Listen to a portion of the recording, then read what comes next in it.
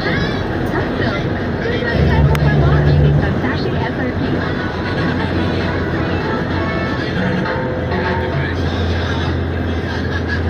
Magkakaroon ulit ng blood clotting project ang GMA Kapuso Foundation ngayong Agosto katuwang ng Philippine Red Cross. Maging mayaring Kapuso at mag-donate sa GMA Kapuso sa Giptutong Buhay Blood Clotting Project. Ang inyong i-donate ay mapupunta sa mga pasyenteng may leukemia, dengue, mga residente at iba pa.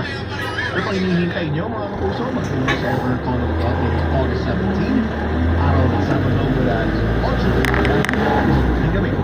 Ang oras ng barangay